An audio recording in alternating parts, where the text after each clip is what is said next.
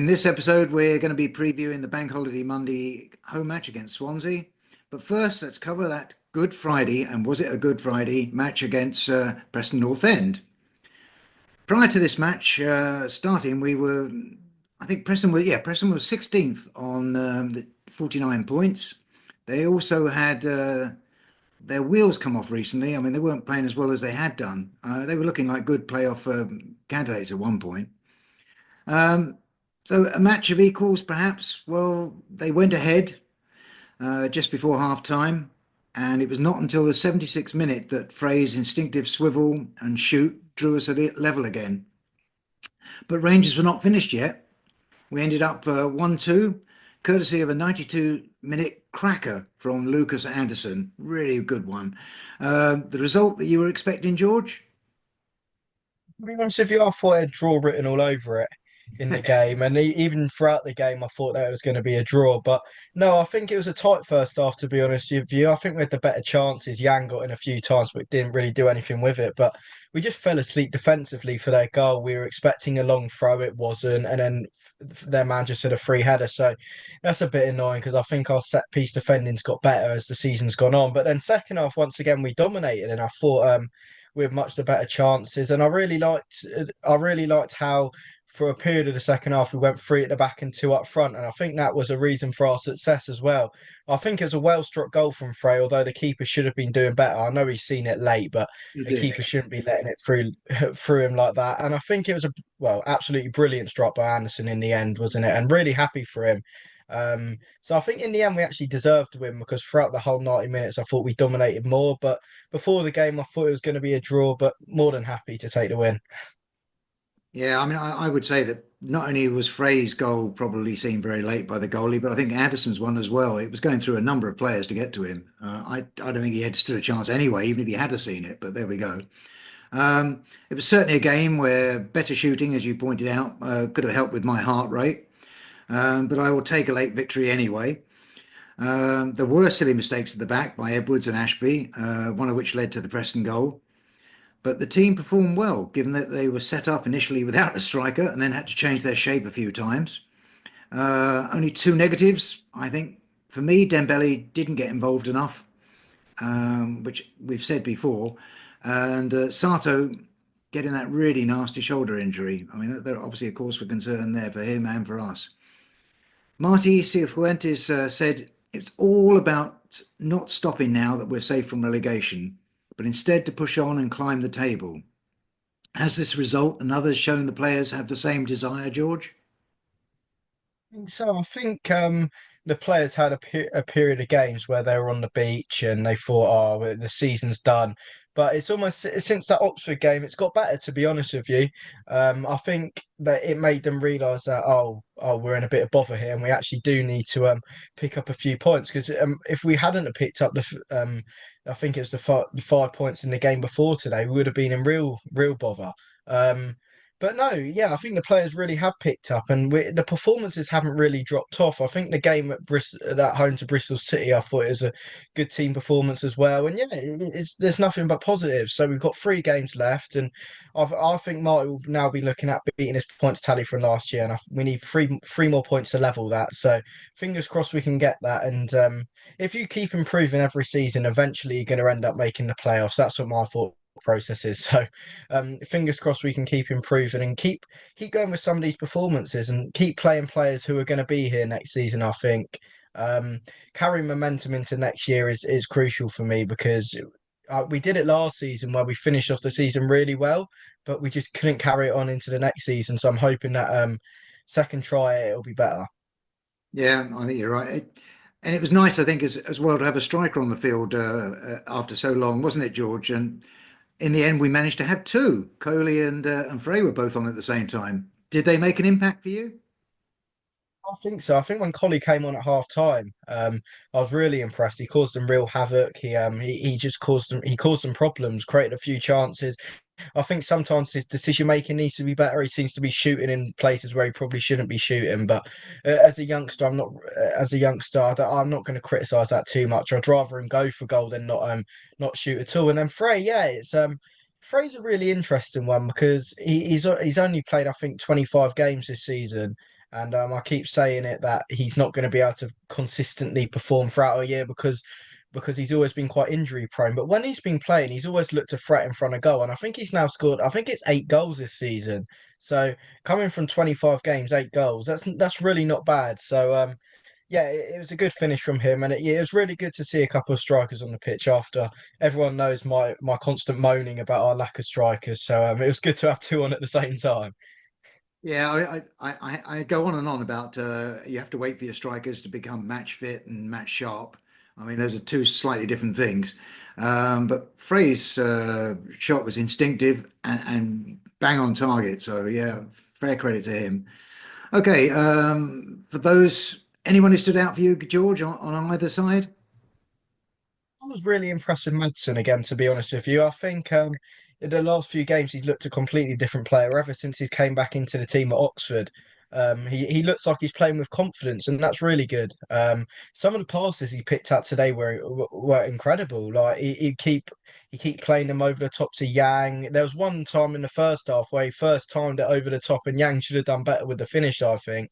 But no, he looks like a completely different player at the moment, and that's really good because he had his critic. He probably still has his critics, but he had a lot of pressure on his back because he was one of our higher valued, higher transfers in the summer. And yes, he hasn't done well throughout the whole season, but once again, if he can carry some momentum into next year, that's a real positive. And I think Edwards was a rock at the back again today. He's really showing why he's such a top centre back, isn't he? And as I mentioned earlier on, I thought Collie when he came on did really well. So yeah, definitely a fair few positives to take.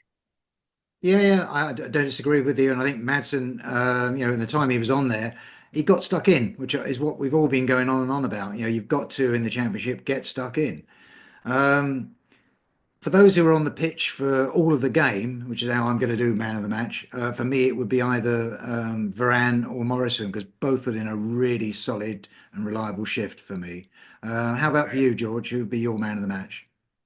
I think I'll go for Madsen, to be honest with you, Okay. just because I thought how well we did when he was on the pitch. But I agree with you with Morrison. I thought it was he was solid again at the back, and now that's 13 games where he's played and we still haven't lost. So True. that's really, really good, isn't it? So yeah, it's there are some now. There's now positives emerging for next season, I think. So yeah, he's looking really good. And bear in mind, we picked him up for minimal money, if any at all.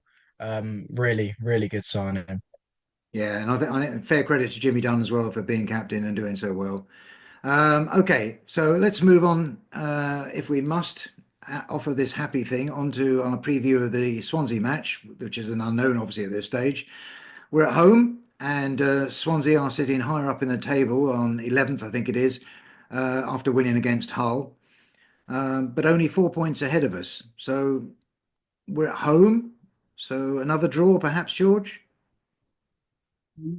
I think I predict it again, to be honest. And it's two teams that don't really have anything to play for now, apart from preparing for next season. Swansea, though, they're a really informed team at the moment. They've won all four of their last games with all clean sheets. Mind you, three have been against relegation teams, Plymouth, Hull, and Derby. But yeah, they look like they're carrying a bit of form. Yeah, they're another team who want to carry momentum onto next season. They sacked Luke Williams. Um, I think it was in February after he was getting interest from different clubs. But Alan Sheehan's come in, and yeah, they're a team who are known for keeping the ball. They got the second highest possession in the league, which I think actually suits us because I think we play better against teams who will come at us, keep the ball a bit more, rather than a team who'll sit in a low block and let us attack them. Because I sometimes feel like we just run out of options. They're also very solid defensively, as I mentioned. They've kept four clean sheets in a row. Cabango and Darling at the back, really both capable defenders at this level. So really, really tough game, I think. But we're at home, and if we can continue the form that we have been, I'm looking more positively into this game. Okay, that's good. I mean, interesting you say about the stats and whatever. What's interesting is that they have a similar goal difference to us, in terms of for and against. That would suggest that Swansea have equally struggled to find goal scorers. Um, that said, Liam Cullen has got 10 goals to his name, last time I checked anyway. So I suspect he's the one we need to close down, George. No, I think so. He did really well when we played him away from home, and that's something else I want to mention about how bad we actually were on Boxing Day. And it'd be nice to get a bit of retribution from that because I remember I was ill as anything coming after Christmas, and I went to Swansea away and watched just I froze and watched us lose 3-0. So it'd be really good to get a bit of retribution from that. But in that game, they looked like quite a good team, to be honest. That they had quite a few attacking chances. I think Cullen got two in that game, so fingers crossed he doesn't do that again. But yeah, he's someone we have to mark tightly. And I also think someone they brought in more recently, O'Brien in midfield as well from Nottingham Yeah. Forest on loan. His time in the Championship a couple of years ago, we did really well, and obviously he hasn't made a step up to Nottingham Forest in the Premier League, but he's come back down. He's now doing really well at Swansea. So yeah, they've got players who can hurt us, and as I said, they're very good defensively. Um, so yeah, tough game. Yeah, I mean, I would add to that Liam Cullen stats that he has scored a goal for every other time that he has had a shot on target. That's pretty damn good. So yeah, I think he's one we definitely have to look out for. And as you rightly point out, we are after revenge because we did lose 3-0.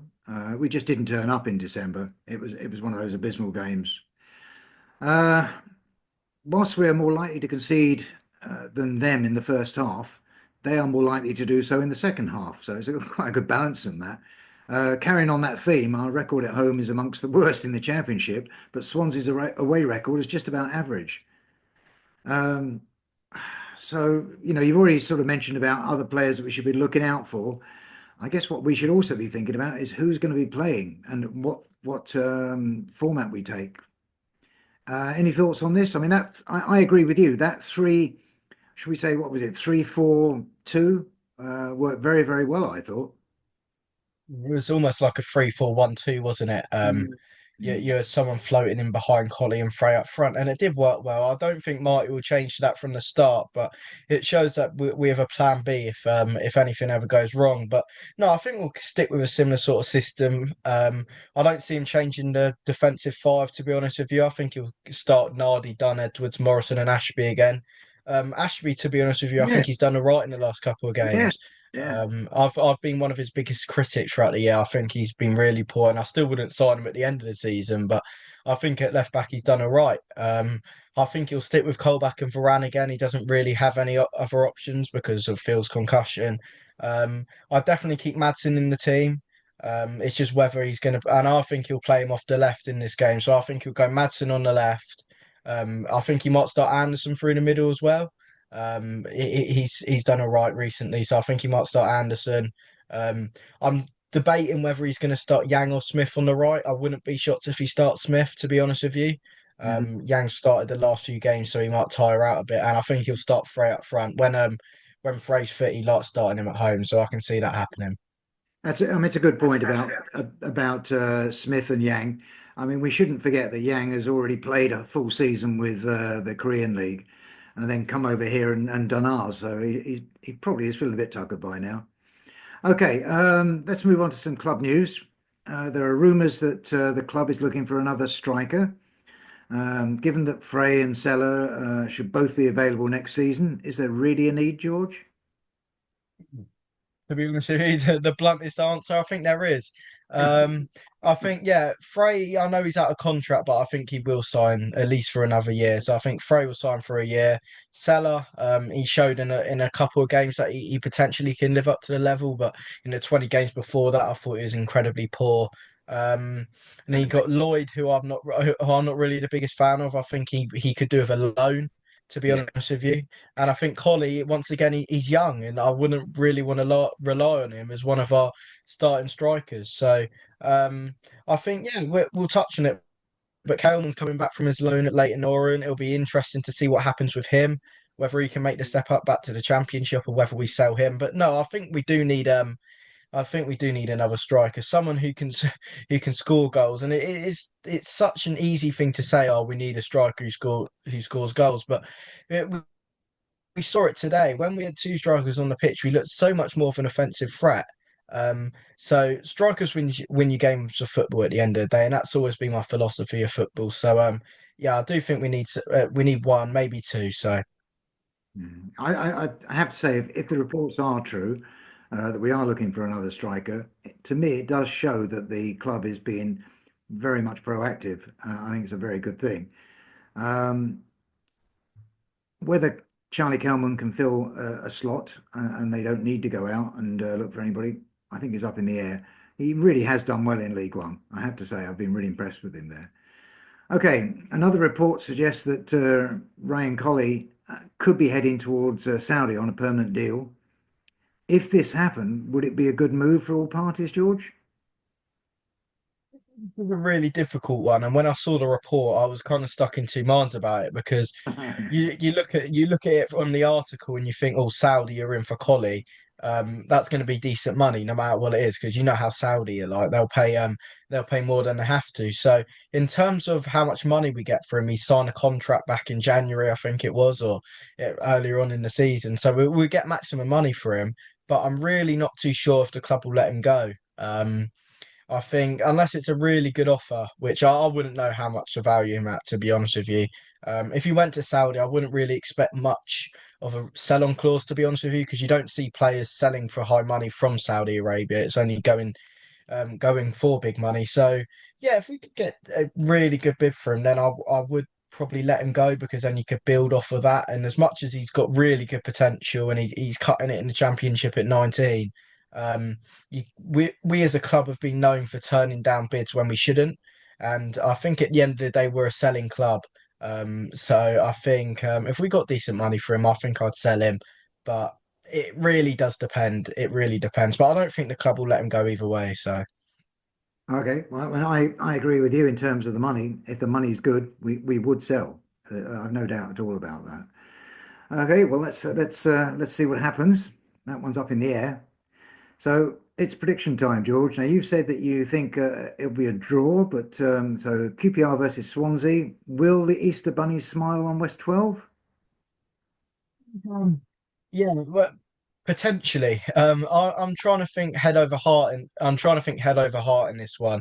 And as much as I'd like to say that we'll get a win and we'll carry on the form that we've been showing, I think, as I said earlier on, I think it'll be a draw, but I think it'll be an entertaining draw. So I'm going 2-2. Nice one. Okay, that's good. Okay, it'd be nice to score two goals. And make a trend of this. Um, Gosh, I think for me, a lot depends on who is match fit for us. We're seeing so many players sort of coming in and playing. It's really nice to see Paul back, I might add. He also made a difference today. But I'm going to go for another one of my famous 1-0 predicted victories for the R's. That'll probably put the kibosh on it. Uh, but we'll see. Okay, well, our time is now up. Let me finish by thanking you all for watching. Keep offering your likes and posting comments on Hoops and Dreams. We will get round to answering them. As ever, my gratitude to George for that time that he spent with us and the inputs he's made. Really worthwhile. Thank you, George. As always, Brian. James and Dave will be up next, previewing Saturday's midday fixture against Burnley. That's a home one as well. Until then, it's come on, you R's. You are.